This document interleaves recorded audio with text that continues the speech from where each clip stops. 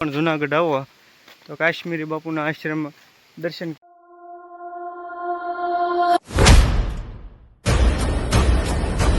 તો ફાઇનલી મિત્રો અમે અત્યારે કાશ્મીરી બાપુના આશ્રમે જવા નીકળી જાય છીએ. રસ્તામાંથી જુઓ તમે, જુઓ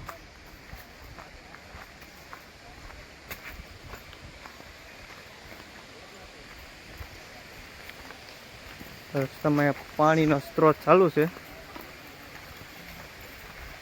જુઓ તમે,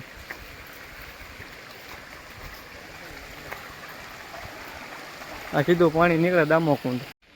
તો મિત્ર રસ્તામાં તમે બધી સાઈડ લીલી હરિયાળી, કાંઈ ન ઘટો એમાં અમારો. જો મિત્રો લોકેશન એટલે એમાં કાંઈ ન ઘટે. જુઓ એક નંબર લોકેશન આવેલું છે. અહીંયા કાંઈ ન ઘટે. તમે પણ અહીંયા કાશ્મીરી બાપુના આશ્રમે આવો તો તમને ખબર પડે કે અહીંયા કેવી મજા આવે એવી.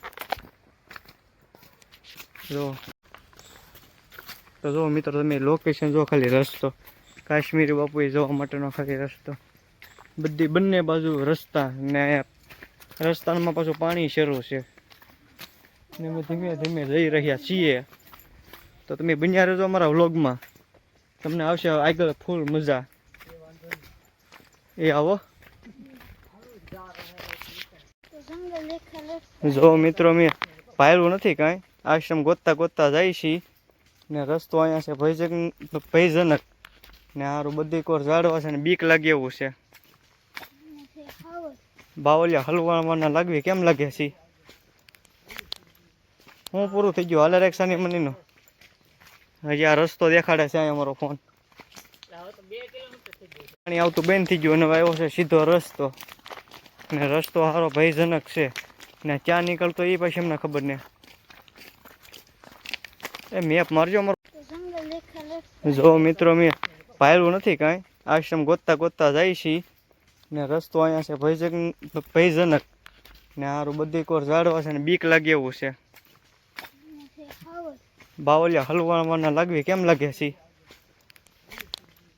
હું પૂરું થઈ ગયું. હાલે રેક્ષાની મનીનો હજી આ રસ્તો દેખાડે છે. અહીંયા અમારો ફોન આવતું બેન થઈ ગયું અને આવ્યો છે સીધો રસ્તો ને રસ્તો સારો ભયજનક છે ને ક્યાં નીકળતો એ પછી એમને ખબર નહીં.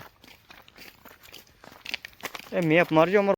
તો મિત્રો અમે બાબા ટીલુનું નામ લઈને આગળ વધ્યું છીએ કારણ કે અમને ખબર નથી અમે ક્યાં જાય છીએ અત્યારે. તો તમે જુઓ ખાલી, આમ તો જો ભયજનક રસ્તો છે. આમાં કાંઈ એમાં હળ ખાય એવું નથી. જુઓ તમે, ભયજનક રસ્તો છે બાપ. અમે તો વ્લોગમાં હાલવી છીએ ચારમાં, આગળ અમારું જે થાય. હા જો આ જંગલમાં ભાઈ અમારા એક ભાઈનું કેવું છે, આ જંગલમાં ખડ નથી. તો મિત્રો જે મેં હાલવી છે અમને કાંઈ આગળ સ્થળ કાંઈ આવ્યું નથી. 1-2 કિલોમીટર જંગલમાં હાલી ગયા છીએ ને અમને અત્યારે લાગે છે ફૂલ બીક કારણ કે અમે જ્યાં જોઈને એકલા જંગલ છે. એકાદો જનાવર બનાવર અમારી સામે ન આવી જાય કારણ કે અમારા રામ રમતા વાર નહીં લાગે. જો તમે ખાલી રસ્તો એક ફરી જુનાગઢમાં આવ્યા છે.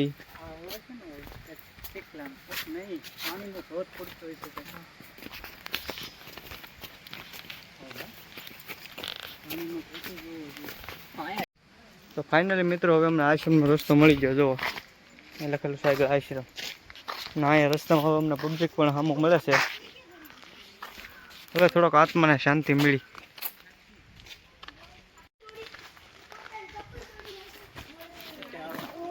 તો મિત્રો હજી મેં 3-4 કિલોમીટર કાપી ગયા છીએ જંગલમાં.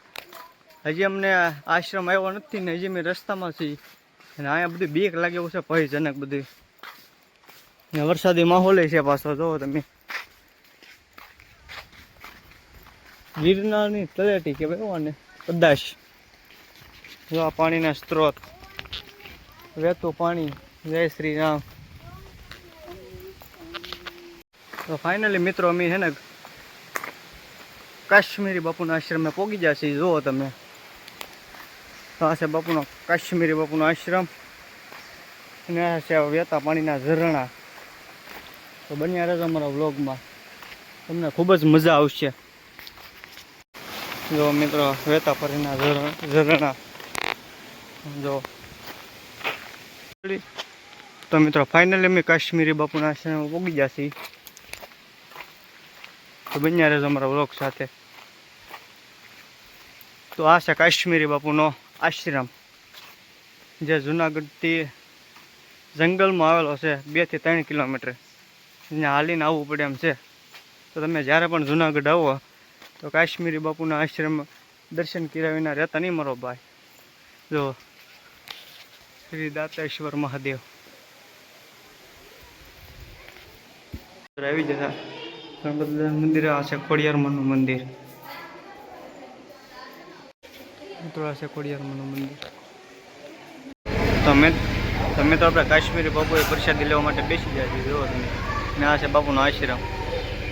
તો મિત્રો આ છે કાશ્મીરી બાપુએ જોવો અત્યારે અમને વાંદરા જોવા મળ્યા છે. લો તો તમે પણ મિત્રો જ્યારે જુનાગઢ આવો ત્યારે કાશ્મીરી બાપુના આશ્રમમાં આવવાનું ભૂલશો નહીં. તો ફાઇનલી મિત્રો જોવો પાછું જંગલમાં વહેતા ઝરણા, તમારા કાંઈ ઘટે નહીં.